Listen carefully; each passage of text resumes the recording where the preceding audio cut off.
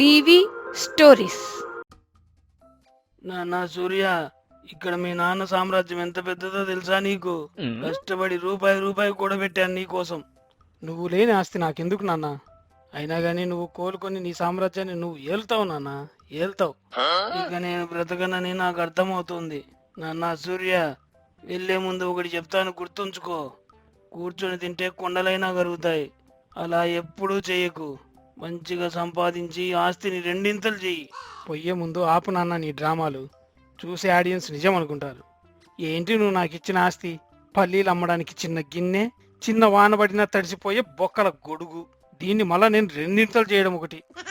నేను కూడా వెళ్ళిపోతున్నాను. నువ్వు ఒక్కడివే ఈ పట్నంలో ఏం చేస్తావు?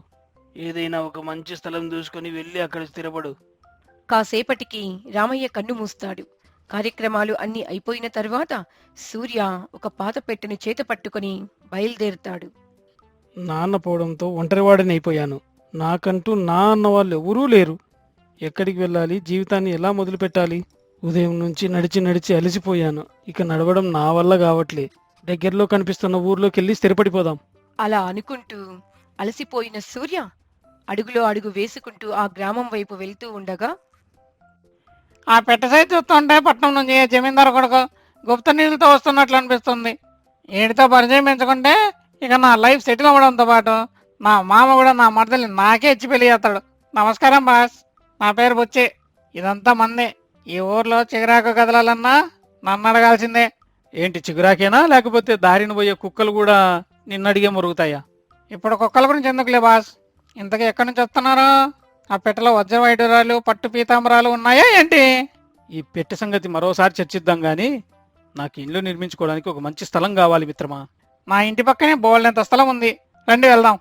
నేను ప్రశాంతంగా గడపడానికి మంచి స్థలం అడిగా, నీ ఇంటి పక్కన కాదు. నా ఇంట్లో కూడా ఊరు చివరే బాస్, చాలా ప్రశాంతంగా ఉంటుంది పచ్చని పైర్లతో. సరే పద వెళ్దాం. తరువాత సూరి అక్కడే ఒక పెంకుటిల్లు నిర్మించుకుని జీవిస్తుంటాడు. ఒకరోజు నదీ ఒడ్డున ప్రజలంతా చేపలు పడుతుండగా, బుచ్చి, ఇక్కడి ప్రజలంతా ఇక్కడ దొరికే చేపల మీదనే ఆధారపడి జీవనం సాగిస్తున్నారా? అవును, మా ఊరి ప్రజలందరికీ ఈ చేపలే ఆధారం. ఇక్కడ పట్టిన చేపలన్నింటినీ ఎవరికి విక్రయిస్తున్నారు? అటు చూడు, వాడి పేరే గిరి.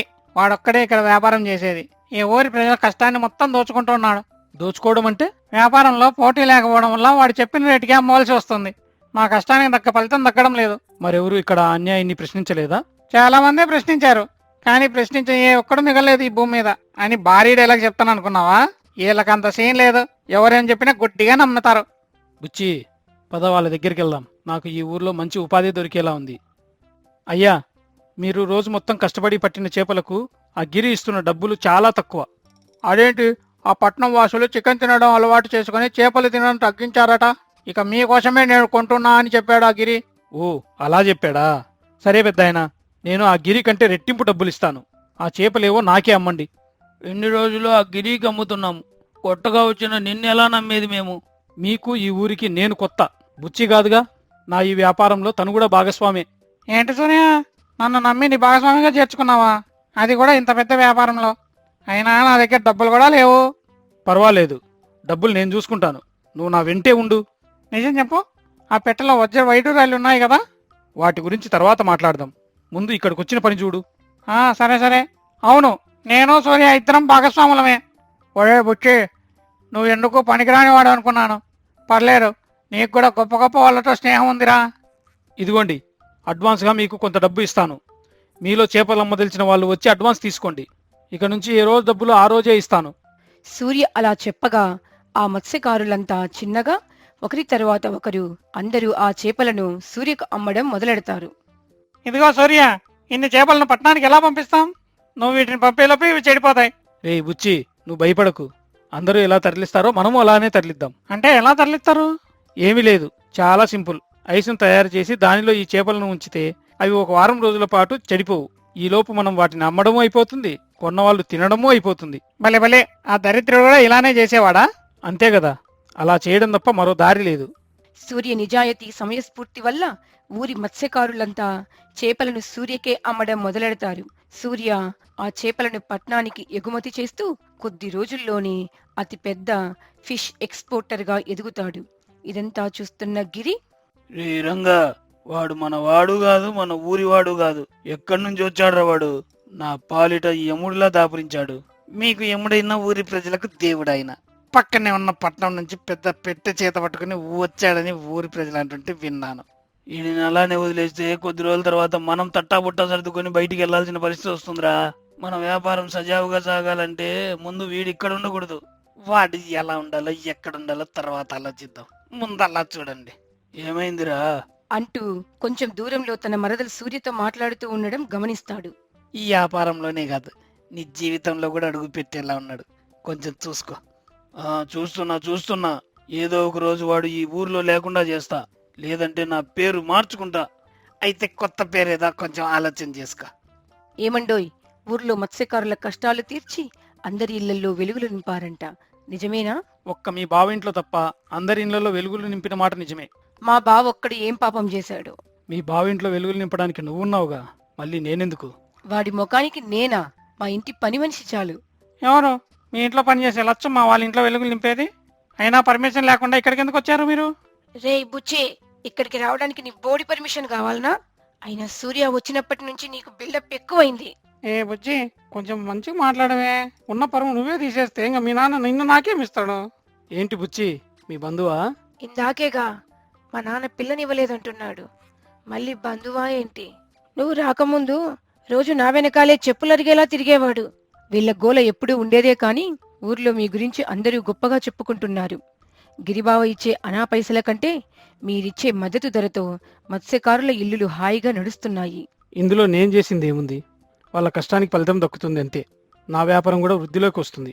ఇదంతా దూరం నుంచి గమనిస్తున్నటువంటి గిరి కోపంతో రగిలిపోతూ, కొద్ది కాలంలోనే వీడు నది మీద నాకున్న ఆధిపత్యాన్ని తొక్కేశాడ్రా రంగా. ఇప్పుడు ఏకంగా ఫిషింగ్ అయి కూర్చున్నాడు. నా వ్యాపారం పడికేసి నా గల్లాపెట్టెలోని డబ్బులన్నీ వాడి గల్లాపెట్టెలోకి వెళ్తున్నాయి. అంతేకాదు అయ్య గారు, ఈ మధ్యన మీ మరదలు కూడా సూర్యతో తరచుగా మాట్లాడుతూ ఉంది. వీడిని ఇలాగనే వదిలేస్తే నా వ్యాపారానికి జీవితానికి రెండింటికి పులి స్టాప్ పెట్టేస్తారా? అయితే ఏం చేస్తారేంటి? ఐస్ బాక్సులు తీసుకెళ్లి నదిలో పడేస్తారా? నీలా నేను ఆలోచన చెయ్యనురా. అలా ఆలోచన చేస్తే నేను గిరిని ఎందుకు అవుతాను?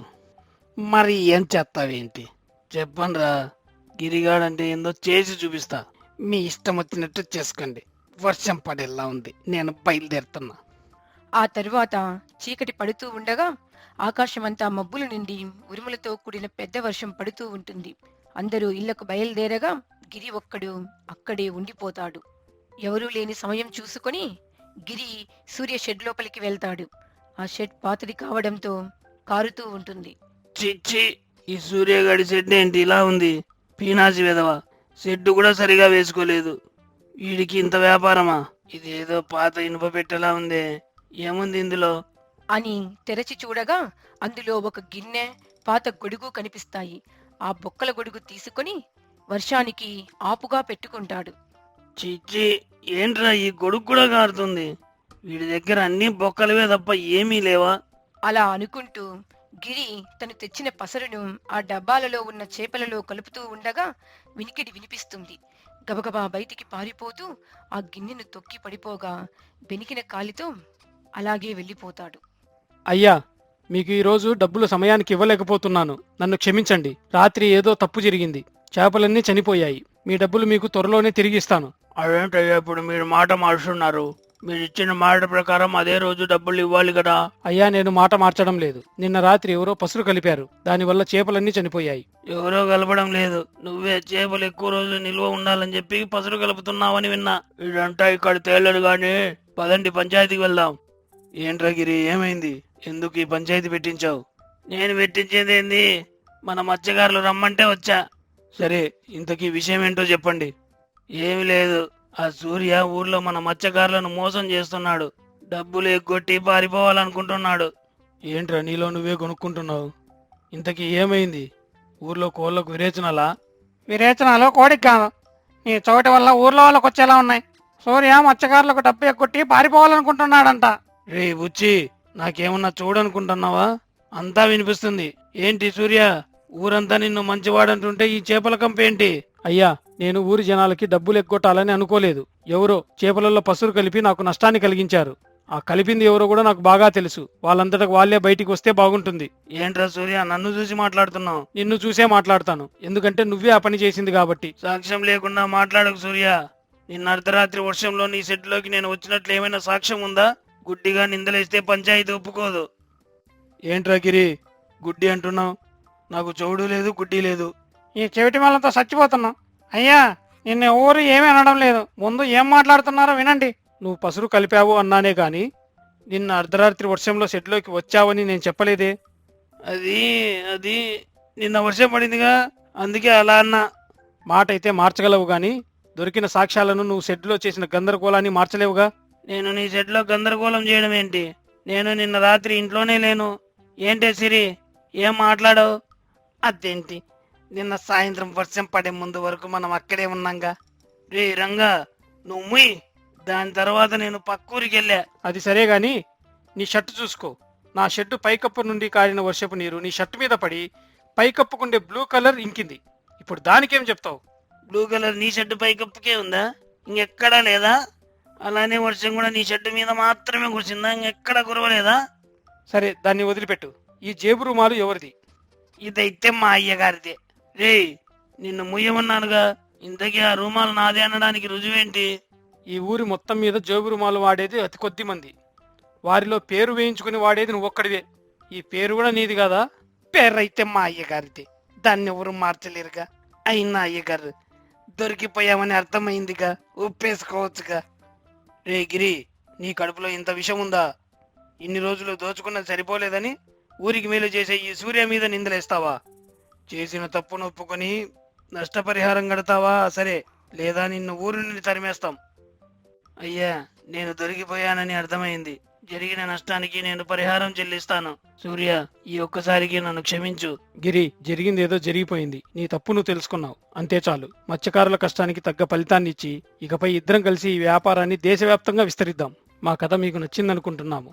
Please like, share and subscribe.